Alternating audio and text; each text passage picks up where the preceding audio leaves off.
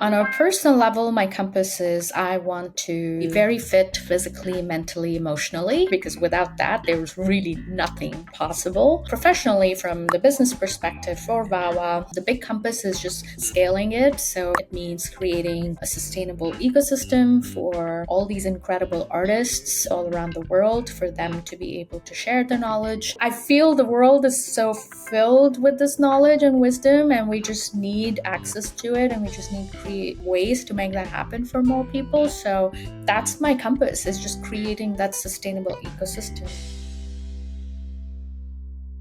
Welcome to Finding Your Groove. If you're living and working in a way that's in sync with who you are or you want to be, then you're in the right place. Each episode, we swap stories with guests who have found out that the traditional path isn't set up for people like us. The podcast was created to help listeners like you feel less alone on this journey. Through stories and being in community with each other, we can avoid burnout and inspire each other to keep going. I'm Josh Green.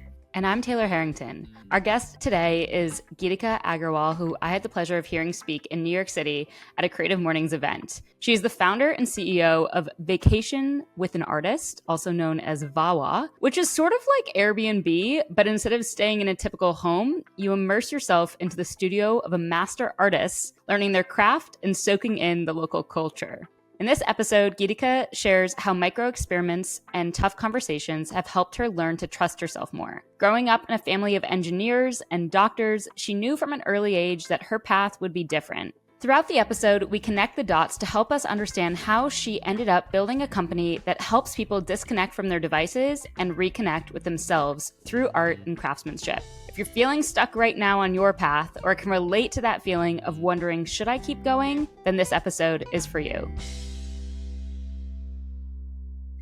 Geetika, let's go ahead and kick it off with our show and tell. What did you bring for us today, and how does it relate to your journey? Yeah, well, I am super excited to show you this new publication, new issue of American Craft Magazine. It's the fall issue, and it has a 10-page article on VAWA. And it's a glorious spread about like what we're building here. And I'm not going to go through all the pages, but it's like literally a beautiful spread. And the reason I'm super excited about this one is it's one of the oldest and one of the most reputed craft publication in America. It's been around since 1940s, and it really honors all the master craftspeople in America, and to see how VAWA is contributing to the American craft story just feels so special. And from like admiring craft makers to actually learning from them, that's a big leap. And to be part of that story feels like a big moment for us, for our journey, but also maybe in the history, in the timeline of the craft history in the country, maybe this might turn out to be a little blip. So yeah, this is why I'm super excited, because it kind of represents the entire journey we've had, and yeah, super exciting. Oh my goodness. And is it out in the world now, or do you just have an early release? No, it's out in the world. It's their fall issue. I just received a copy, so yeah, it's on the stands. It's everywhere, and it's a beautiful publication.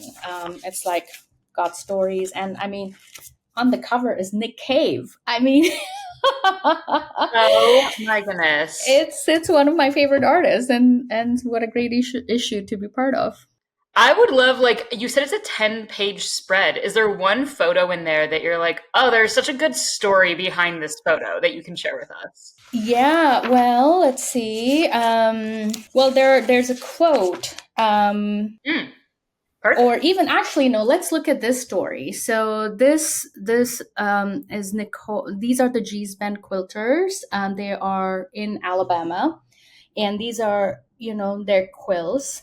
And they are pretty iconic for American history, because these quilters are descendants of the first slaves that came to America. And they were in Alabama, and they were on this piece of land that they couldn't even leave because they had the river all around and they were not allowed to leave.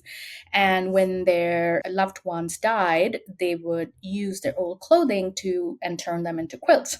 And they used this like special like improvisational technique, which was very different than the very exacting technique of making quilts. And it was bold, colorful, graphic. And so these quilts have existed for multiple generations, and these quilts are in the Smithsonian and the Whitney Museum and like all the big museums. So they kind of define the modern American art history. And these two are VAWAA guests, and they went to learn quilting because the girl's father, he's African American, and they wanted to create like a family heirloom, kind of going back and connecting to the history and weaving this quilt and more connecting to their roots. So it was a very special experience for them, but also for us to be part of their personal story. So it was not just about like learning, but it was for them connecting to their family. Firstly, that's super beautiful, and I hadn't thought about it in like how really you're creating this access and possibility to access tradition and crafting tradition in such a deep way. Has that always been part of how you've shown up in the world? Is that like crafting tradition, like making things accessible to new audiences, new people? I don't know if I've always showed up, but yes, it is something that's been very important to me since my early years. I believe it started in my childhood in some way, but the clearest moment I can remember is more like my college years when I was in architecture school. And this was in India. And the school was really based on the principles of Bauhaus, which is, design philosophy that happened in Europe.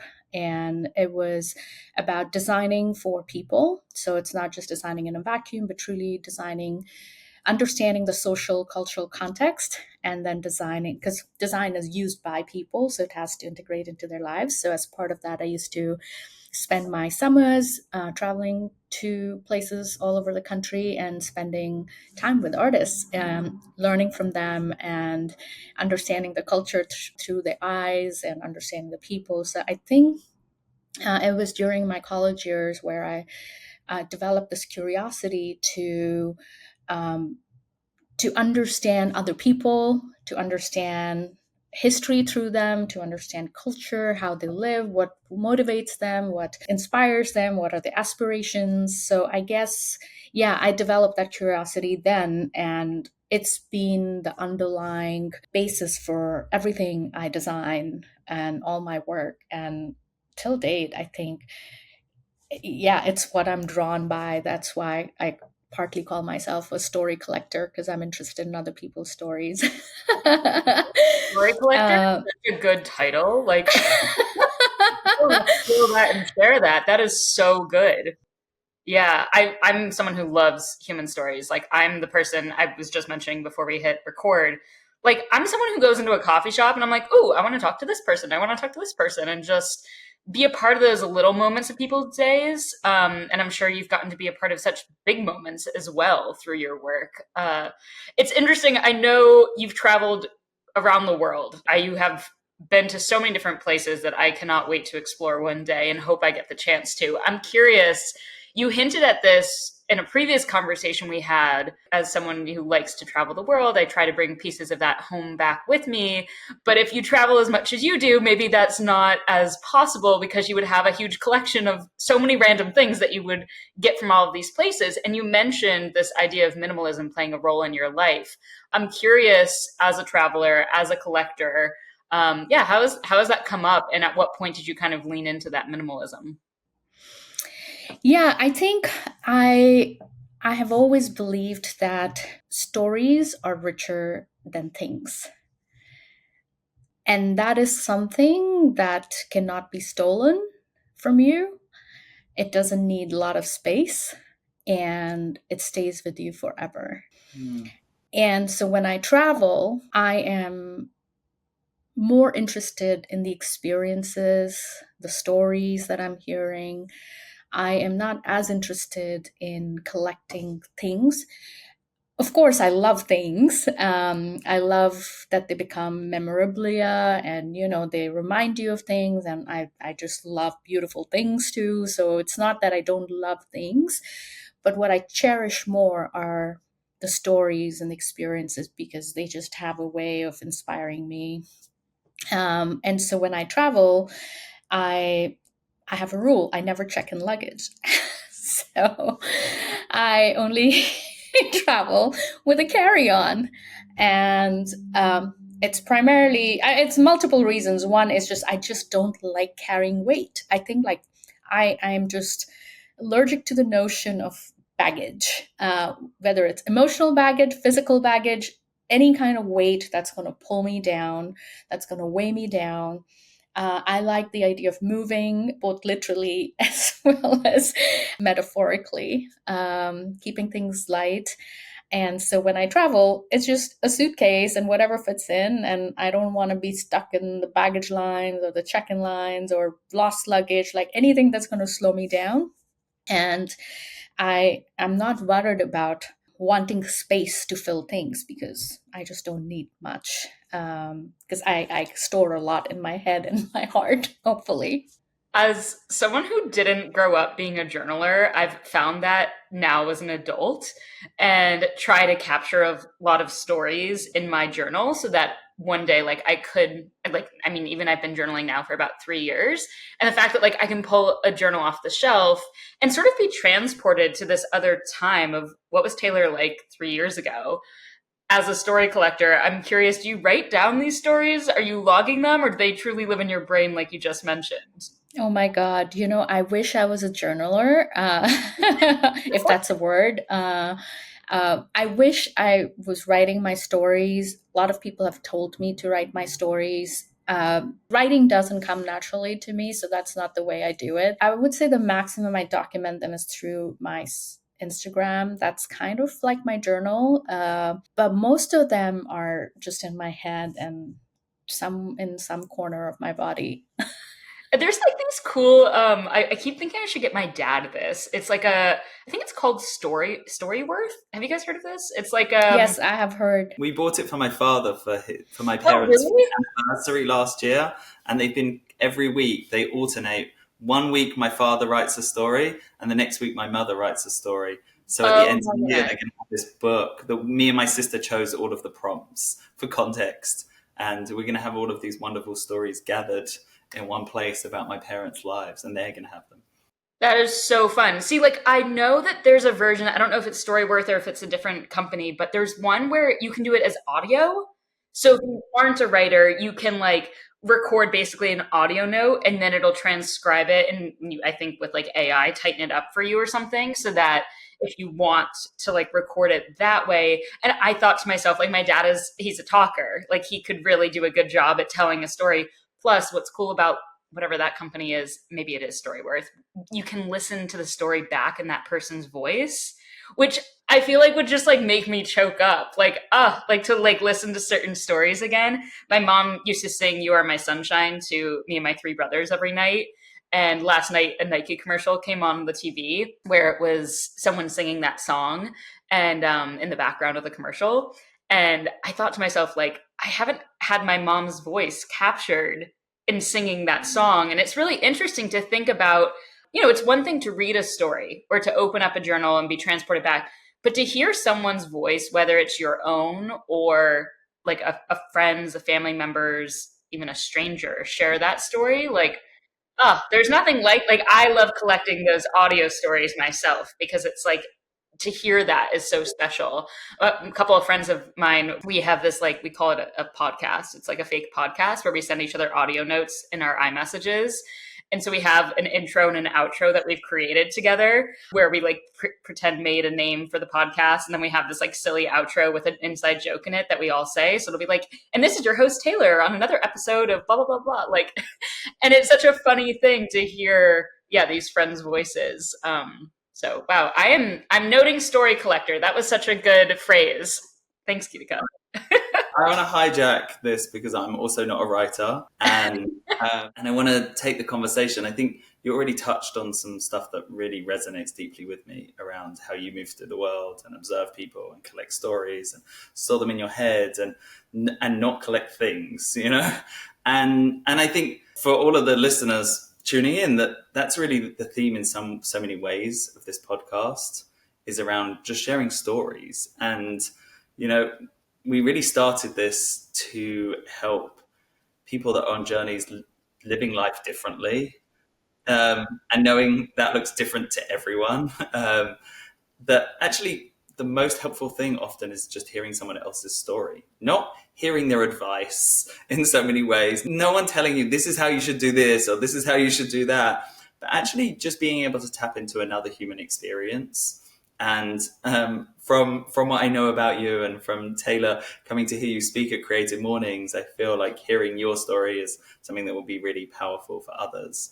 And just to give the context to everyone listening, that really we're going to look at your story in 3 arcs. You know, like what was it about life that was working for you or not working for you, or how were you looking at life as you were growing up or in the early phase of your career, you know? So that's sort of like one landing in how did your life just like start to emerge, and then what happened where you decided, oh, I want to take things in a different direction slightly. Some people that's a big breakout moment, also some people that's just a progression towards like, oh, I want to explore this, or I want to explore this. And there's no right or wrong in that. And what are the things that you've sort of like learned along that way, or what are the moments that captured these different inflection points, and also what sustained you when it was hard?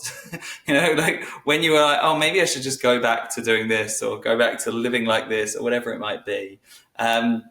So it would be great to just start with, yeah, I mean, we've already heard about you starting life as an architect, or at least studying architecture. Actually, I don't know if that was what you pursued first, but what was the sort of the world that you were unfolding in, and what was working for you, and what was asking you to question that, to maybe do things differently?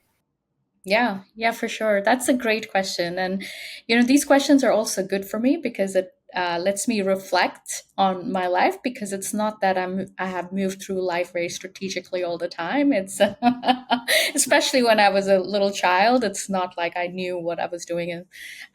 But yeah, I think from a very early age, I always was very passionate and had a clear vision of where I wanted to go. I didn't know how, but I knew what I liked. And I grew up in a country, I grew up in India, surrounded by engineers and doctors and lawyers. So the idea of pursuing a creative path was not an option and not something that I was even aware of. I was just influenced by this boy who used to travel in my school bus, and he used to carry these big rolls of paper on which he used to draw. And I just was very attracted to that idea of drawing in papers and visualizing things. And so I would ask him what he was doing, and he told me his father was an architect. And that just led me down the path of, oh, architecture is a thing. But in my 6 degrees of connection, or in our family, there was no architect. So then there was no internet. So what do you do once you realize you like drawing? And there's a word called architecture. What do you do next? And I did not know what to do. So To clarify, how old are you at this moment? I was about 15 or 16. My 2 sisters, my older sister was an engineer. So that was the example I had. My father is an engineer, and engineering is a big thing in India. So my natural the guidance that I was given, or what all the students around me were doing, were studying to get into an engineering college. There were classes that everyone was enrolled in high school that was preparing them to get through this very competitive exam that lets you choose what college you get into, what engineering college you get into. And I did sign up for those classes because that's what everyone guided me to do. That's what everybody around me was doing. That's what my parents guided me to do. But I would just find myself sleeping in those classes. It was really hard and boring, and I was not interested at all. Whether it was because of the way it was taught, because like now that I reflect back, it's not that math and physics were boring. It's just that they were taught in a very boring way. It was not something that my brain could visualize. I just liked things that I could visualize and put on paper, more three-dimensional. So that's what was happening around me. And here I am, I see this one boy on my school bus who is not doing that, and he's carrying rolls of paper with drawings on it. That's so cool. I feel like it's like he represented this possibility of something different just in carrying those rolls of paper. Like there's something so special about being able to visualize you on that bus, checking out those rolls, being like, huh, wonder what that's like. Yeah. And so now I was just fascinated. I wanted to just know more, but what do? I knew this path of engineering was very burdensome for me, and probably not something I wanted to pursue. So I I was talking to my parents, that's what I want to do, and I was telling my older sister, and I was like, what do I do? She's like, why don't you speak to an architect? But like, I don't know an architect. And there's no internet to Google. So she said, why don't you look through Yellow Pages and call an architect? And that's what I did. I opened the Yellow Pages. Do you remember those? And I went through architects and I called a bunch of architects and I said, hello, I am a high school student and I want to get into architecture. What is architecture? What does the profession look like? What do you do to become an architect? What schools do you go to become an architect? What are the exams? What can I do to prepare? Like, these are the questions I asked. Everyone says that architects are poor. Is that a path I should pursue? So all these are the questions I was asking random people on the phone on Yellow Pages. I think what's so cool about hearing this story is we started just a few moments ago, you sharing like, hey, I'm this story collector. And then here you are asking questions to collect more stories to help you make a decision. Like there's something here that's really interesting around how other people's stories can help us feel more confident or see, make a decision of like, this is something that I want to do next, which is really, really cool. I'm curious, like, then, okay, so here you are, you have this moment, you're like, I want to do things differently. You end up going to school for architecture. What happens next? Like, do you end up landing in that world straight after school where you feel like you are really pursuing something that's a different path? Or, did you feel like you had found what you were like really passionate about doing straight after school? Or were you still looking for that? No, I think I found my path. I think my path was to pursue something creative. The path was to chart my own path, I guess. I think the biggest learning in that experience, and maybe not, it's not that I was very clear in that moment, but I think what that taught me is I can desire what I want, and there are ways to make it happen if I try.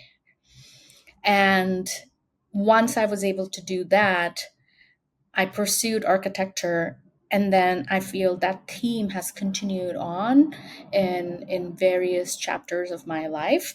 After finding that, my next goal was architecture as a field was, you design buildings, you design interiors, you do all those things.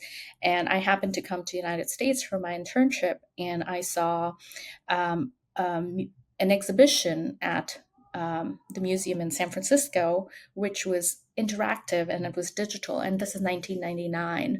And I thought, wow, this is pretty cool that you can make things interactive and responsive to your actions. And now I wanted my architecture, everything I was designing, to be interactive as well, because why should spaces be static? they should move and interact to the people who are inhabiting that space. And so that thought got planted. And so now I wanted to learn how to make the spaces I design interactive.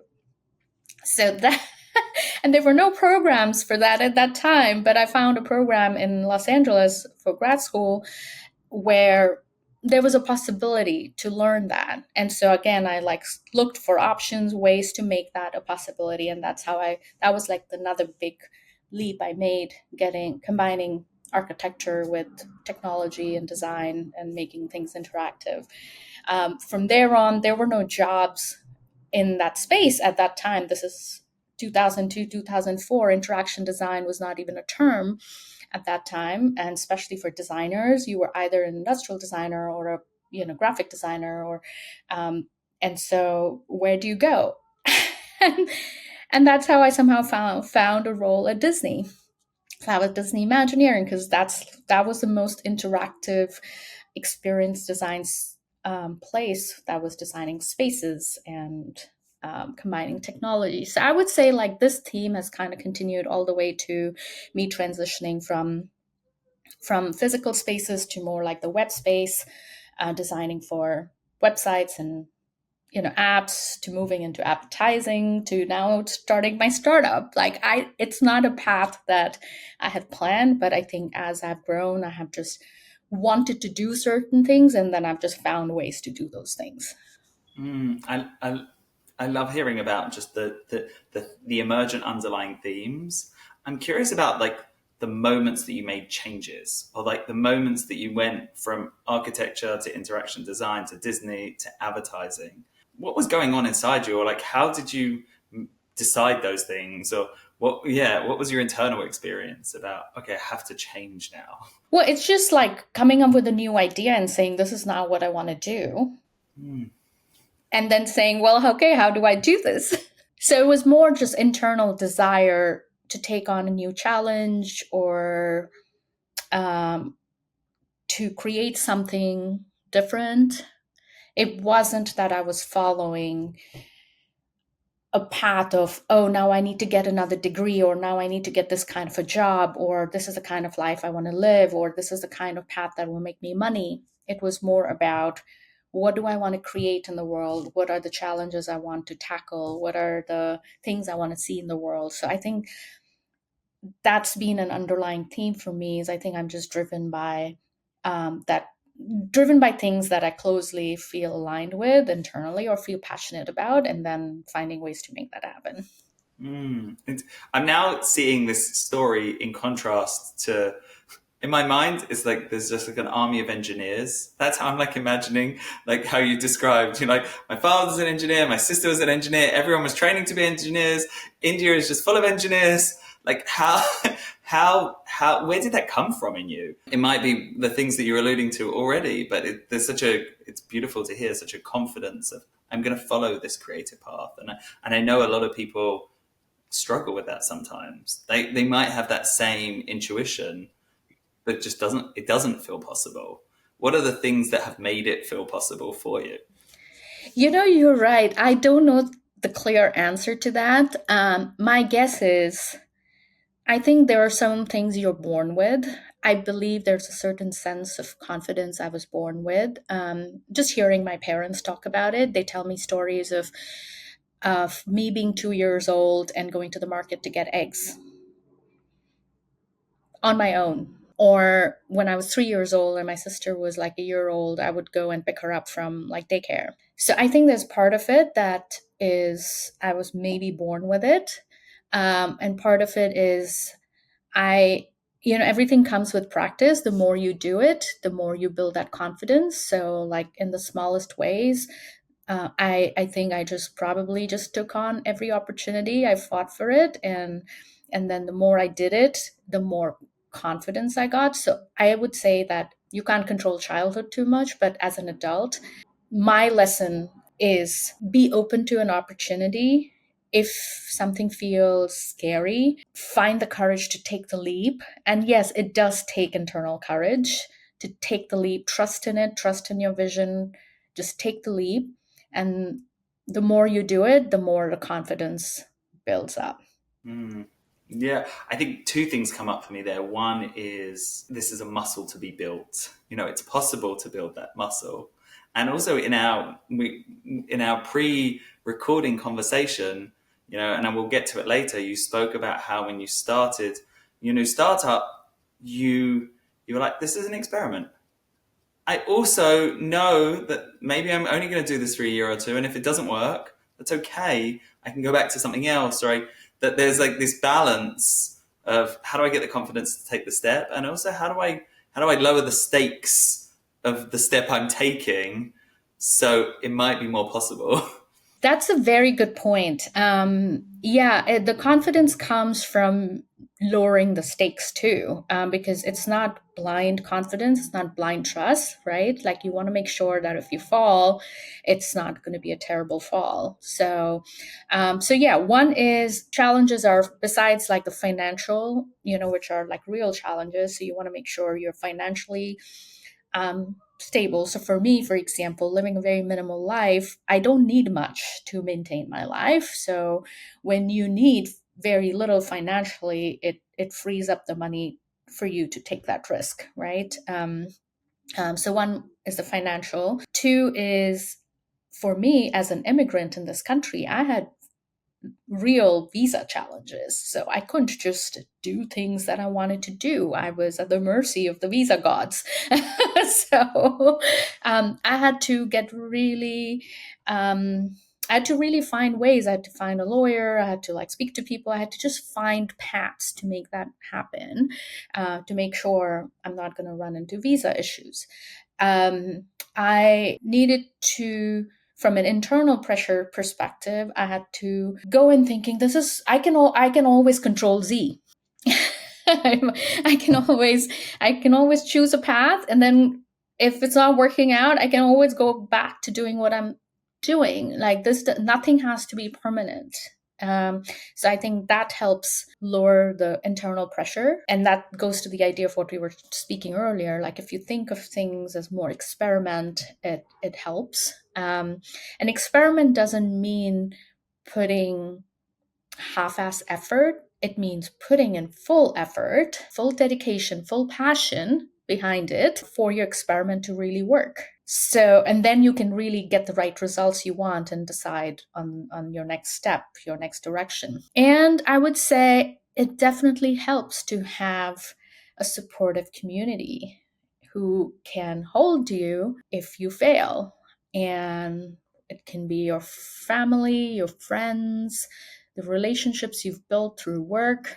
So if you need to come back and find a job, you can use their help. So I think that goes a long way, and it's we don't talk about it more that often, but having that really gives you the courage to take that leap. I think there's something really interesting here on this theme of like the speed from curiosity to action that you've implemented over time. Of like, I'm curious about something. What's like almost like the minimum viable experiment that I can go ahead and run to then like take that action and then make a decision afterwards. And like you said, I think there's something about increasing that speed from curiosity to action that's learned over time because you have more confidence in it, or you have more practice. I think there's also something in here around. I remember it's my first day of work ever in the working world. I went to a conference, and I was in DC. I was working with an author named Seth Godin, and I was sitting in the audience watching him speak, which was like such a funny way to enter working together, was like to see him on a stage on my first day of work and then go to like, okay, daily tasks after that. And the thing from like that entire talk that just stuck out to me was this concept of dot connectors versus dot collectors, and how it's much more rare to be a dot connector, but those types of people tend to really live these lives full of passion and tend to be the type of people who are looking at what's that next dot that I can get to, because they are so curious and they are so actionable that they don't just sit around collecting dots without any direction, but instead are, taking little actions here and there and connecting to that next dot. And it seems like you're such a dot connector from the way that you've shared these stories. And it makes me wonder, as a dot connector as well, like I really resonate with that concept of like, let me go ahead and take action. For me, I find that I'm usually only like one dot away. Like, I don't know what dot number 3 is going to be or dot number 4, but I'm trying to figure out like, what's the dot that's in front of me that I want to reach and how do I get there? And I'm curious, in your experience, how many dots ahead are you? Are you really just looking at that next dot?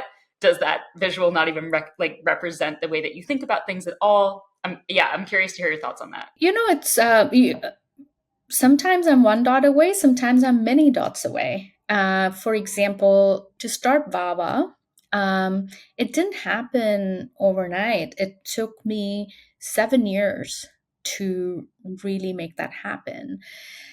And it was a series of things that I did. I just knew there were like real constraints of like visa was my biggest constraint. I couldn't start a company living in the United States. So there were many things I did and then I failed. But I think the one thing that stayed constant was my desire and passion to want to make that happen. And over the 7 years, I just kept coming back to it. Like, I just have to make this happen. I just have to make this happen. I just have to make this happen. And so when the right opportunity showed up, I was just very aware and I took the step. I took that opportunity to make that happen. So I think it has to do with how clear you are or how much you really want to do something.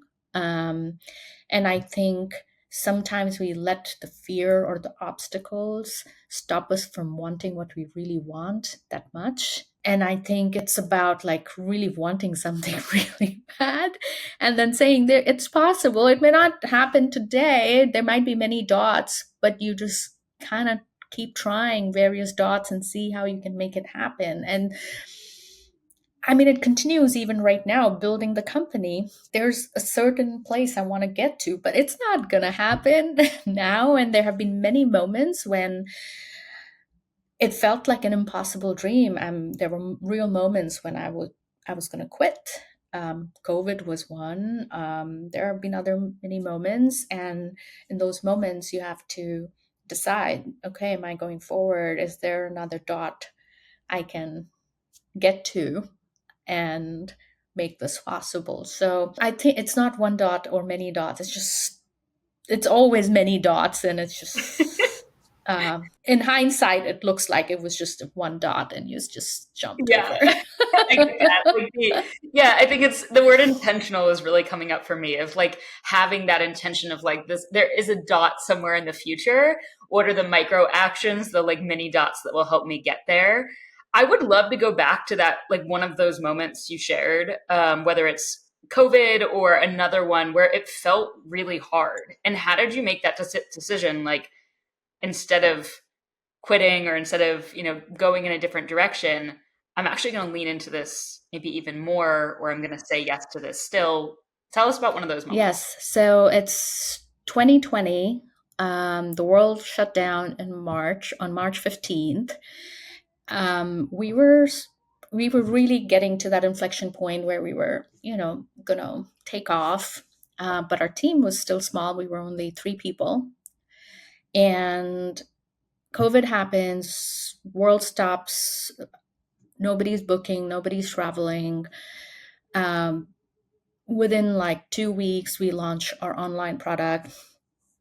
And within 2 months, one of my team member who was on board, she decides to leave because COVID, was hard. Now it's July. What's the future? Is this ending? It's been a few months. Things are just getting worse. I'm here in New York alone.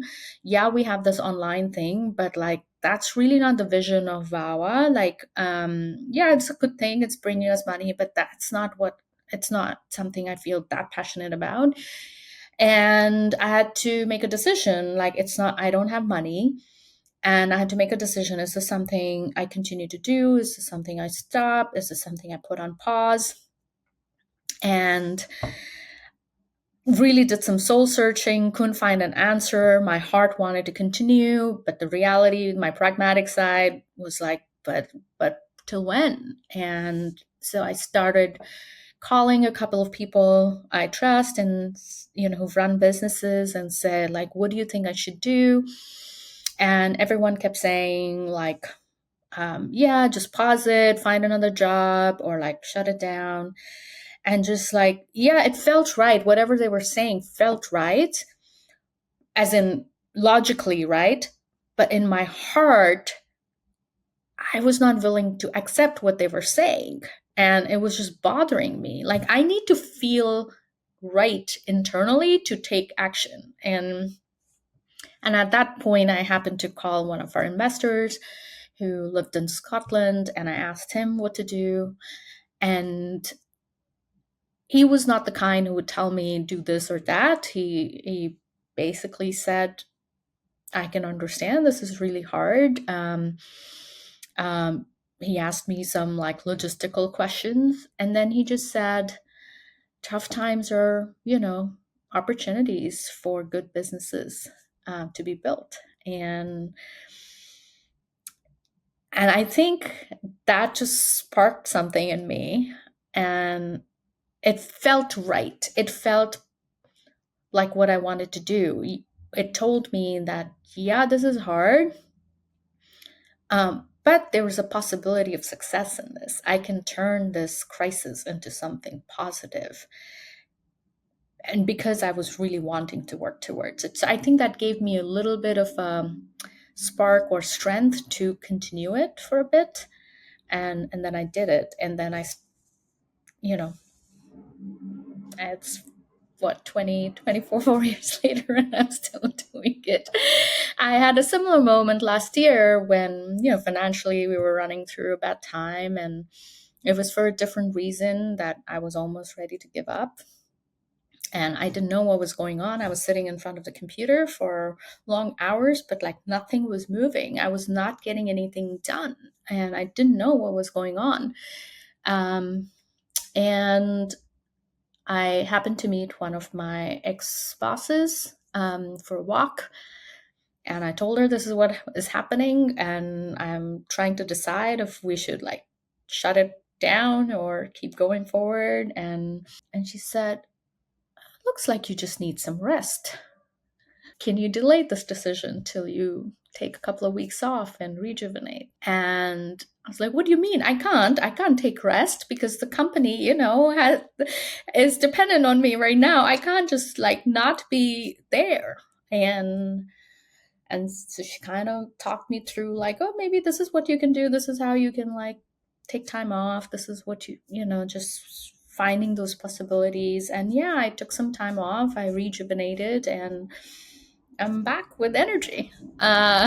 So I think like there are always these moments, and I feel just very lucky that I had a couple of people I could speak to who understood what I was going through, and maybe they just said what I was wanting to hear, and, and then I continued on. Oh my gosh, when that woman said just rest, like I had chills.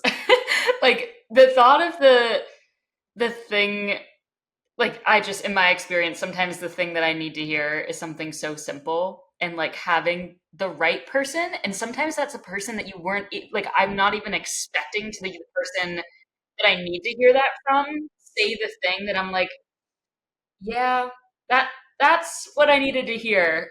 Just really resonated with me. And Josh, I know that like you've also had some of these moments along the way of building a business. I'm curious, like, to spin this over to you too. Like, what has been helpful for you in those moments where it feels like, oh my gosh, I don't know which direction to take this in? And has rest been the thing that you've leaned on? So I think I have to land in a moment. And early last year with building Groove, we also had a moment where I was like, my heart told me we needed to change something pretty radically, and I wasn't sure what to do, and I felt really like lost in the process. I think the thing for me is I have like two stages of every process. There's talk to loads of people. And I think I put a lot of effort into going out and speaking to trusted voices. Like, who's the best person in the world at this? Who's the best, like, and I really go to find, like, I put a lot, I just booked a ticket and I went to San Francisco and I was like, all the smartest consumer product people are there. I'm going to get time with all of them. I landed in San Francisco. I didn't really have anything on my schedule. And I managed to get 10 meetings over a couple of days. And I just did this soul searching. And then I think one of the things that's super important is then I came back and ignored everything and just allowed like osmosis of the things that needed to come into me. And I just spent time in quiet alone. And as soon as I did that, all of the answers landed very quickly. Like I went from, I have no idea, to we're restructuring the company, changing the team and pivoting within a week. And I think there's something about, because I super relate Geetika around this, like having community and also trusting myself and knowing that if I don't listen into that inner voice, then I can't operate. Like I don't operate from anywhere else apart from that inner voice, really. But both of them, both of them are important. Like I always think the best performers practice and practice and practice, and then they get on stage and forget everything that they practice. And those are the performances you want to watch, where there was a lot of time preparing for something, but really in the moment of connection, something's moving through them. And I feel like that's a lot of the decisions that I've had in my life. It's been preparing and then allowing something to move through me. And that's helped me over and over again in all of these moments. But just the pace of my nervous system means that I really have to slow down to like meet all the different parts of myself in my heart, in my emotions, in my mind. I couldn't agree more with what you said, Joshua. Like the inner voice is really what also gives you the confidence. Once that inner voice is clear, you can do anything because you just get this power that tells you can do this and you want to do this. And for finding that inner voice, you need silence. You need that self introspection. You need to connect your mind, body, soul, we say, and really listen to what is it saying, because the answers are within us, and then that gives you the power to move forward. I'm curious how you find that inner voice like on a regular basis, not just in those moments that are really tough and you're like maybe hitting the panic button of like, oh my gosh, I need to rest for 2 weeks. I gotta go and find that voice. But like on a regular week, where are you making time for that? If you are, how are you interacting with her in your voice? Well, so last year when I hit that breaking point, I went and started exercising more regularly. I went for a meditation retreat, and I just learned that I need to make time for my daily workout and meditation, and that is going to be a non-negotiable going forward. And since then, it's been a non-negotiable. So I start my day, no matter how pressing the things are, I just do my daily workout and I do my daily 21-minute meditation. And I think that keeps me in a good mental state to stay calm and not be reactive. I want to take the conversation in a slightly different direction, because I think there's something that I keep thinking about that really has resonated a lot about the possibility of taking alternative paths and following curiosities around this theme that you've shared about minimalism in some ways, of like not having a lot of things, not having a lot of overhead in life.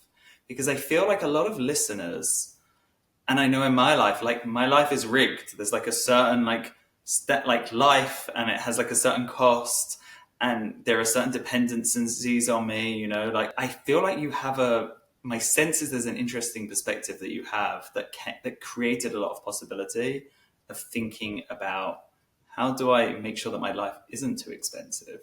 And I know a lot of people do like complex budgeting and planning, but I feel like there might be an underlying principle that you've sort of used to guide how you've thought about like what does it mean to be alive or move through the world, that that creates more possibility. I wonder if that's true. I guess maybe the underlying thing is, does this thing really mean something to me? Does it have a deeper meaning to it? And not getting carried away by, maybe it's trendy or it's because everyone else has it. Is this thing adding something to my life?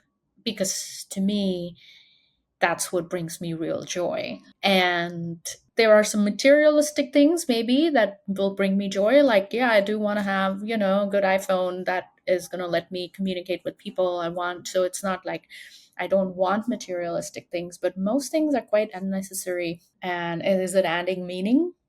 No. Another dress, is it adding meaning? No. Another purse, another shoe? No. But am I able to experience something and that turns into a story or turns into a possibility? It's just like way more exciting for me. I really love the insight and the principle of, is this going to bring me joy? Because I think when you have an orientation that is really navigating life and navigating spending, and finances are real for a lot of people trying to make decisions and take to experiment and, can I start this business? Can I leave my corporate job? Do I have enough money in savings? That really living with a principle of, is this going to bring me joy? Is such a profound reorientation to say, okay, I can live with very pragmatically with a lower cost of living because my orientation isn't I need more all the time. And it does sound like it has created more possibility for you to experiment and to follow that inner voice. Yes, absolutely. And I do want to add something to that I don't want to undermine finances, because that's also something I have learned, especially in the last few years running the business when money has been short. And like you do, I live in New York and you do need money to live. And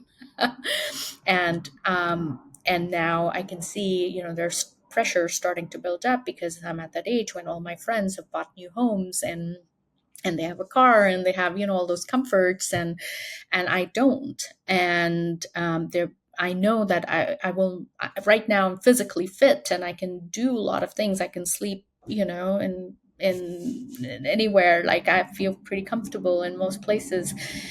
So money is a thing, and it's important. It's just I haven't let that become the deciding factor for how I live my life, or um, how how much I'm able to pursue my dreams and passions and my purpose. But it is very important, like you said, it's a real thing. So it's not about like um, putting it aside, but it's about not letting it decide. Mm. I just wrote down as you were sharing about, like, you were talking about meaning, like it just kept coming up in your language. And I wrote the joy in following meaning. And I think that's such a theme for this podcast, is like not just in, the things that we do outside of our work, but the things we do inside of work, the things that we buy, the practices that we bring into our space, the boundaries we set. Like, there's that joy of finding meaning in all of those that I think really bonds the people that want to be a part of this podcast and are going to be sharing their stories, because it's something that has driven us in making decisions.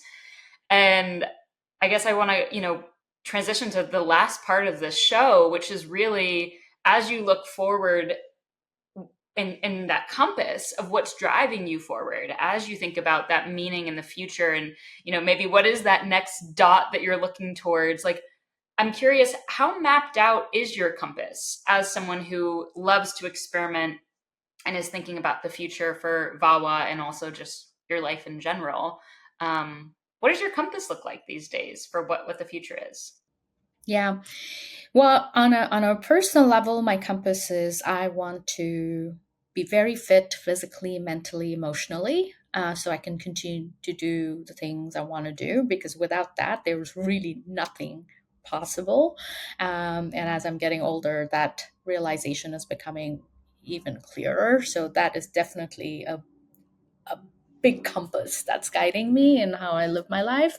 And then professionally, from the business perspective for VAWA, the big compass is just, going further on deeper into my vision, scaling it. So for that, it means creating a sustainable ecosystem for all these incredible artists and artisans all around the world, for them to be able to share their knowledge, and for people to be able to learn from them, because what you learn from them is just knowledge and experiences that you don't find in traditional educational systems, academic systems. And I think as society, we're all looking for that inspiration in our lives, that we're all looking for that permission to follow our dreams, to pursue our passions. And I do feel that when we engage in creative pursuits, we feel more empowered to do that.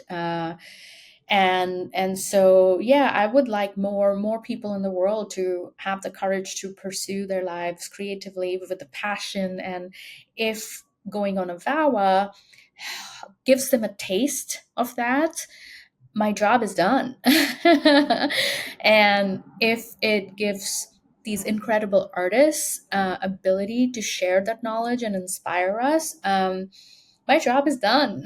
and and so I feel the world is so filled with this knowledge and wisdom, and we just need access to it, and we just need create ways to make that happen for more people. So that's my compass, is just creating that sustainable ecosystem that can drive this change, drive these possibilities for people all around the world.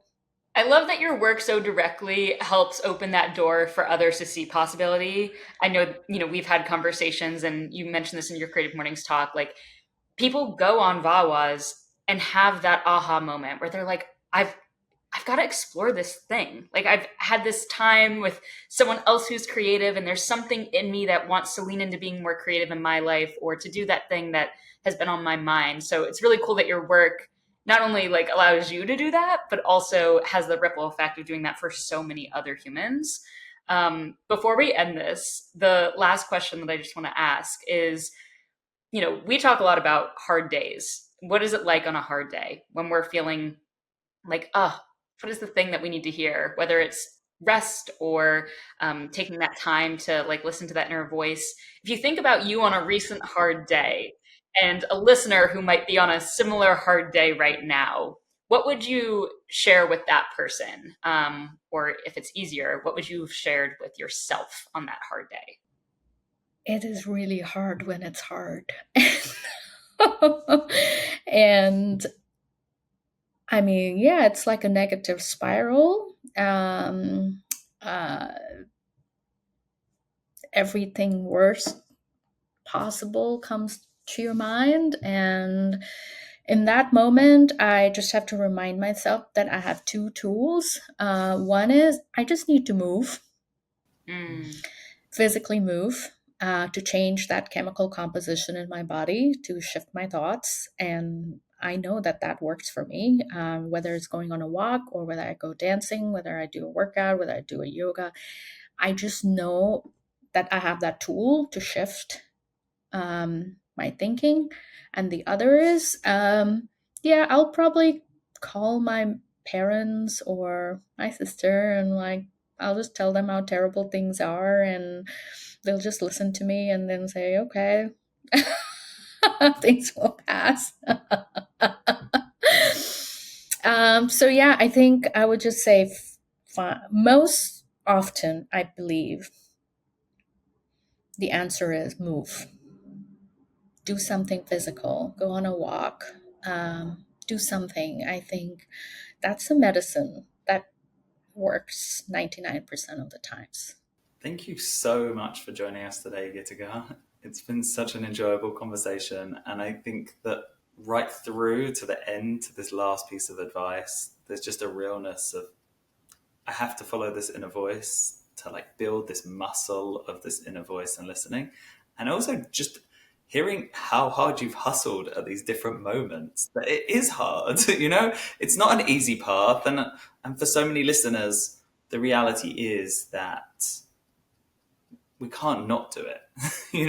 Like it has to be done. And it's not easier to step out of my corporate job at Disney or whatever it might be, where there's all this structure around me that means I don't have to worry about so many things.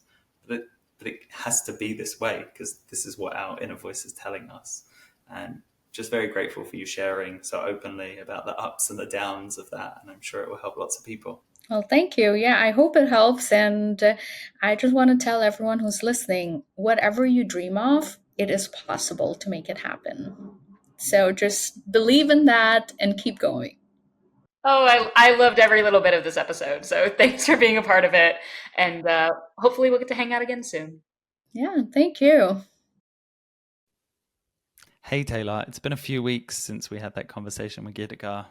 I'm back in rainy Virginia. It's pretty unpleasant here. We survived the storm. Anyway, I'm curious what stuck with you since that conversation. Okay, it really is a small thing, but I cannot stop thinking about the boy on the bus. Like that boy with those lovely papers and that dream of what is an architect, it hasn't left me. Like I just love that Gitika took that as an opportunity to learn more and see like what is this little boy up to and how can I explore that myself. Do you have moments in your life that feel like that moment? Mm. I just love thinking about childhood, like those early moments when we are introduced to an adult that's doing something or a kid. Like I think that's what I found so interesting about her story was like that was a kid who had access to an adult that knew about something and was pursuing something that she didn't. One example that God, I was not expecting to share this example, but is when I was in elementary school, there was this back road behind our elementary school that sort of like winded back behind the school. And I always thought it was kind of cool, like the kids that lived back there because they could walk to school and I couldn't. So there was definitely a neighborhood vibe to be able to go to school all together. And I remember one of the girls in my class, she was in a class, but she was like the year younger than I was. And so I didn't know her very well. And I knew that her mom was a chef and would host these birthday parties in a second kitchen in her home. She had like rebuilt the garage to somehow be like this cooking kitchen. And so kids my age would go to her house and have cooking birthday parties. And I thought, what an epic thing to have a mom that like hosts these amazing cooking parties. And she would do it for adults as well. And she also got involved, like the girl that was a year younger than I was, she would get involved in the parties and help with the prep and stuff. So, yeah, there's something about like this mom and this daughter who I knew had this in her home, had this lovely space, and this mom who was creating that definitely sparked my interest at a young age. But gosh, I have not thought about her in years. It's such a great story, and it can so connect to how that is an inspiration for you in crafting spaces that host people and Yeah. create memorable experiences with people of all types. Yeah, and I think the thing that like really stuck with me from the episode around that was sometimes it just takes a peek. Like it's a little peek into someone else's life for us to wonder what if. It doesn't even need to be that we know the full picture, but that there's this curiosity of what is that life like? What is it like to be so passionate about this thing and go all in?